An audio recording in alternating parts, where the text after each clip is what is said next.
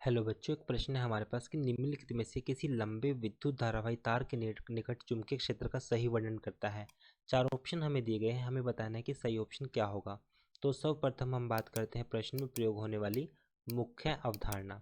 मुख्य अवधारणा के अनुसार हम समझेंगे कि जो हमारे पास दाईं हथेली नियम, अगर मैं दाईं हथेली नियम की बात करूँ, दाईं हथेली नियम, यदि हमारे पास किसी भी चालक में, मान लीजिए चालक है जिसमें धारा होगी कुछ इस तरह से प्रवाहित होगी, तो इसमें हमारे पास अगर हम दाईं हथेली नियम के अनुसार जो हमारे पास उंगलियां होंगी वो चुंबकीय क्षेत्र को दिशा करेगी, तो जो अंगूठा होगा वो नीचे की तरफ होगा, जो कि इसमें यहाँ पर ये धारा को दिशा करती है उंगलियां, तो ये हमें बताएगी चुंबकीय क्षेत्र।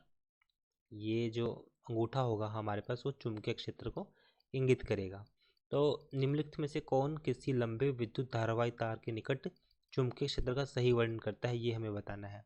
अब चार ऑप्शन दिए गए हैं। पहला ऑप्शन समझते हैं कि चुंबकीय क्षेत्र की क्षेत्र रेखाएं तार के लंबवत होती है। मान लीजिए हमारे पास ये कोई तार है, अगर इसके लंबवत की बात करूं तो यहाँ से लंबवत होती है।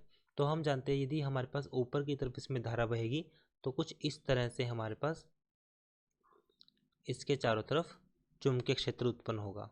तो यहाँ पे देख सकते हैं कि तार के लंबवत के अनुसार कि कुछ इस तरह से होनी चाहिए, जो कि गलत है। तो पहला ऑप्शन तो गलत है क्योंकि वो लंबवत तो नहीं होगी। दूसरा उसने कहा है कि चुंबकीय क्षेत्र की क्षेत्र रेखाएं तार के समांतर होंगी। नहीं, ये बिल्कुल भी समांतर नहीं है क्योंकि यह इसके चारों तरफ एक इस तरह से गोल है, जो कि एक अरिय होंगी। तो इसलिए हमारे पास ये जो दूसरा ऑप्शन है वो भी गलत है क्योंकि वो समांतर नहीं है। फिर कहा गया कि चुंबकीय क्षेत्र की क्षेत्र रेखाएं अरिय होती है जिनका उद्भव तार से होता है। अरिय तो होती है, मतलब रेडियल। अरिय क्या होता है हमारे पास? रेडियल मतलब अरिय तो होती है लेकिन जिसका उद्भव तार से होता है, परंतु तार से उद्भव ना होकर जो चुंबकीय क्षेत्र है उसके अनुदिश कुछ इस तरह से वो रेडियल होती है,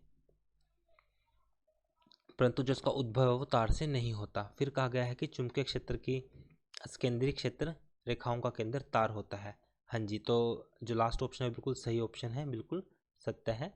क्योंकि जैसे मान लीजिए तार है, अब इसके चारों तरफ कुछ इस तरह से चुंबकीय क्षेत्र उत्पन्न हुआ है, तो इनका जो केंद्र होगा वो कुछ इस तरह से ये केंद्र बनेगा, जो हमारे पास क्या हो जाएगा? केंद्र, जो कि केंद्रीय होता है। तो जो लास्ट ऑप्शन इसका वो बिल्कुल सही ऑप्शन है। तो चुंबकीय क्षेत्र में केंद्रीय क्षेत्र रेखाओं का केंद्र तार होता है। तो इसमें जो डी ऑप्शन है वो बिल्कुल सही ऑप्शन है। तो आशा करता हूँ कि प्रश्न का हल आपको समझ में आया होगा। धन्यवाद।